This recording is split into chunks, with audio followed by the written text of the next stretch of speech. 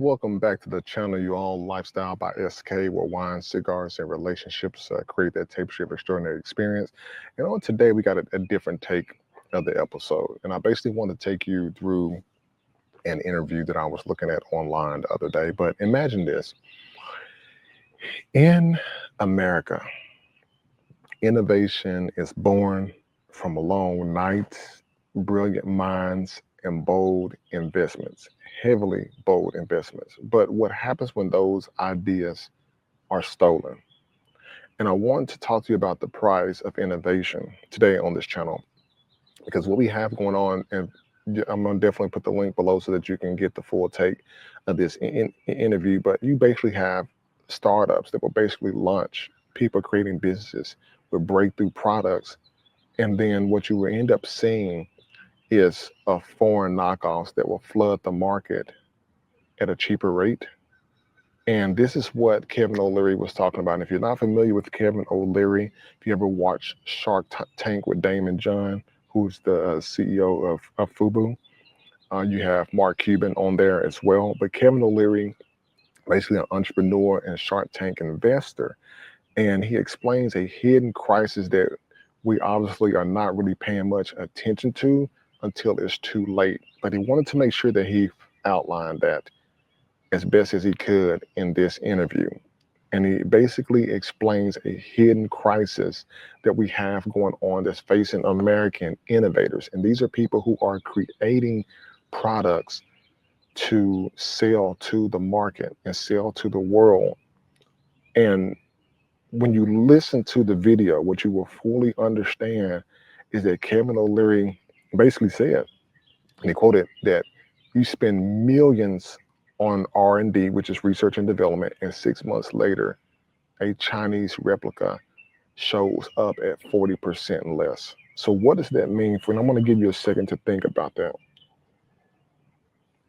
Think about something, if you create it and you sell it to market and you find out about 6 months later, there's a knockoff of that at a cheaper rate and it's outpacing you in sales. How would you feel about that?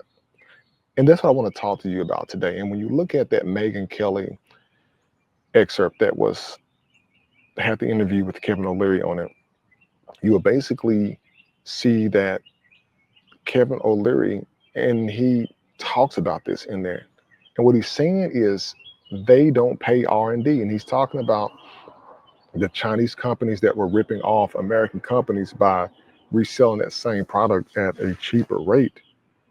He's saying that they don't pay for R&D, research and development. They just copy it. And then they sell it cheaper to our own market. And that's basically undercutting US companies with their own ideas. And so what you have is, when you think of like a bike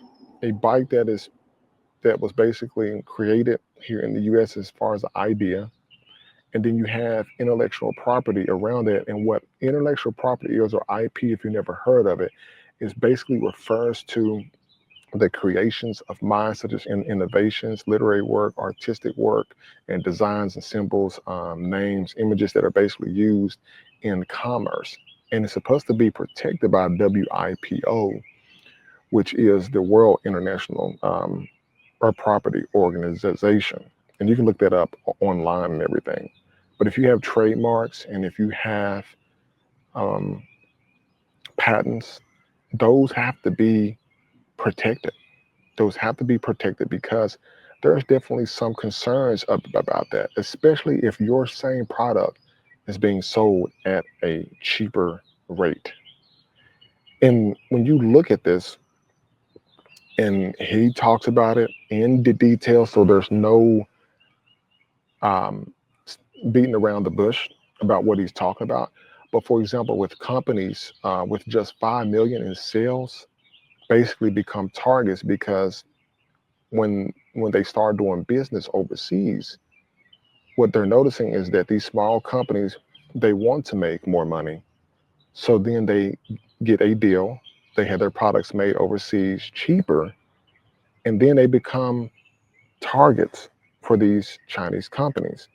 And these replicas then turn around and hit the market fast, and it's robbing the innovators of their momentum and profits. And so not only are they selling more product, but they're selling it at a cheaper rate. And as you know, American consumers are going to buy whatever they can for a deal. And this is all coming up because of the tariffs that are going on with the Trump administration right now, especially the tariffs that are on China. And what happens is you see some of the business owners in China are exposing these high-end companies, especially in fashion and retail, with purses and things of that nature. Now, what you would see is there's definitely some cultural differences and some systematic issues that's going on. But in some parts of the world, copying isn't considered unethical. It's seen as a strategy. So basically, the American companies that are putting in the time, the work, and the research in their ideas, staying up the late nights, and they're getting their product to market, and then come to find out that somebody can just take it and duplicate it and not go through R&D, not invest money in R&D, and skip all that and go straight to profit. It takes American companies time to recoup that profit from their sales of their product. And it's very important that you understand what IP is, because here's the thing, as Kevin O'Leary said in there, you steal, you cheat is part of the psyche, it's part of the culture, and that's what he's talking about. But it's definitely a cultural divide on intellectual property, because IP will apply in the US and protect your ideas, but overseas, IP may not even be reachable there to help protect your company and your idea. But here's the bigger picture that we definitely have to look at here. When you look at the different companies, China relies on American consumers, yet doesn't play by the same rules. So should trade be fair or free? And trade definitely needs to be fair, that if basically we have to leverage, and they need us more than we need them, according to what Kevin Leary said.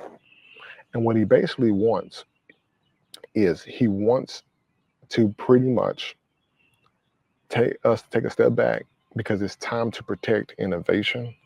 It's time to demand fair trade. And it's time to stand up for the dreamers who risk everything to build something real. And so what is he saying? Protect American innovation and enforce fair trade. And that's what he wants. And that's what he's talking about. And I never really paid much attention to this till you go on Amazon and say you start searching for a product that you really want, and you may find something at a cheaper rate. And a lot of things are made overseas, or are actually made outside the US. But the average everyday consumer is not going to be paying attention to the products that are out here. The average consumer is not. What the average consumer is going to do is they're going to go for the cheapest product possible, not realizing that you are basically robbing the small businesses that make the American economy thrive. And there's nothing wrong with, buying whatever product that you want. You have the right to definitely to do so at any time. But what you have to look at is those companies that, once again, that startups with just 5 million in sales, they become some targets real quick, because once you start to sell your ideas, or not sell your ideas, but basically sell your product overseas to get a cheaper rate for it to get built and then sent back to the US, it's basically a copy and duplicate. So you guys definitely share your thoughts below. This is just a perspective based on what's going on with the tariffs and everything now, because it's opening up a lot of windows and doors to some things that we've never really paid attention to. But this definitely needs to be talked about. Definitely take a look at what intellectual property is. Look at WIPO and how that applies. If you're a small business owner and you sell physical products, this definitely could impact you as well too. So people, most that definitely like, listen, and subscribe to the channel. Lifestyle by SK, where wine, cigars, and relationships create that tapestry of extraordinary experience. You all have a good one.